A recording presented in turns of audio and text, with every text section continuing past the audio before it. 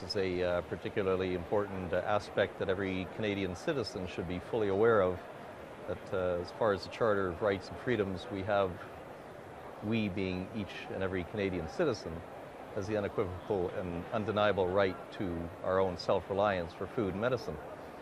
And this is essentially a fundamental, basic, rock-bottom argument. It doesn't change, and the end game, I suppose, would be the nice, beautiful reality that this plant will one day be freed completely here in Canada soon. Now, recently there have been changes in Canadian law. They were talking about people not able to have their home grows anymore. Right. Now you're a part of allowing to make sure that that stays intact, correct? Correct. That's based on that same aspect of the Charter that allows each individual.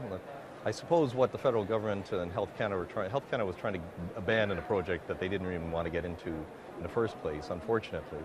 The federal government of today is presently in the process of trying to omnibus package another, call it a Trojan horse if you want, of a bill that would have actually pulled the rights for every individual in Canada to grow their own food stuff in their backyard garden. And I guess they were trying to expedite on that point on a group of 40,000 medicinally medicated patients dealing with cannabis, a topic that the federal government was hoping would remain taboo, which I don't think so.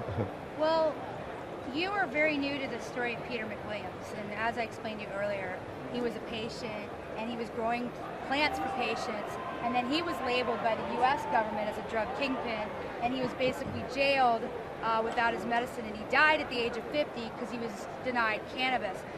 What kind of parallels between that and Canadians that are going through the same thing do you see? Do you see the parallel between his life and what you see with your fellow Canadians and what they're going through right now? Well, it's interesting you mentioned that. My father was a QC criminal lawyer who spent his career upholding the law against cannabis. And it turns out that in his later part of his life, he was diagnosed with prostate cancer and was lied to by a very popular pharmaceutical company about this wonder drug against prostate cancer.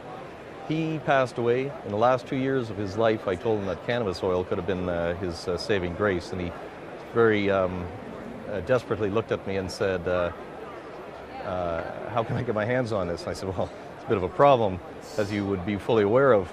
And he ended up passing away. And just recently I saw an article on the internet of a gentleman who had looked like my dad, and he was from Texas, and he found out about Rick Simpson oil, and he invested in that approach, and it saved his life. Within 6 months, everything seemed to have reversed, and within 6 months after that, the cancer was completely gone. Oh, wow. And he had the same thing as my father, who died in 2004. So quite frankly, the parallels are unbelievable.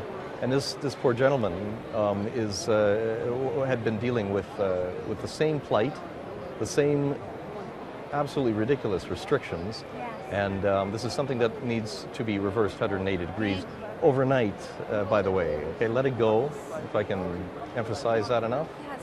Okay. Now, what website would you like to point people to? Oh, geez, as far as the... what your work is doing. Okay, the MMAR, the Coalition Against Repeal, exactly, I would have to give you, it's a long cookie. MMAR, on this, please? MMAR Coalition Against Repeal.com. Awesome. What is your favorite part of the Champs Expo so far? The chance to speak with people about their stories. Yes. This has been something that I've been investigating this plant for several years.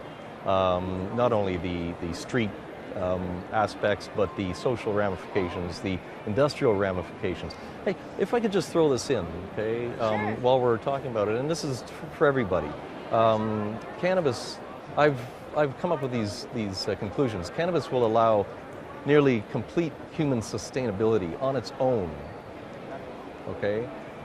Cannabis will also near completely eliminate our carbon footprint alone, okay, that's cannabis, both marijuana and hemp. And dividing this term, please everybody refer to it as well as cannabis, okay? That's all. And I'm enjoying speaking to everybody and about their stories and about how this plant is just simply a miracle. And it's free. It's a ditchweed, folks. And it's free. Education is Okay? awesome. It's key. Education, educate.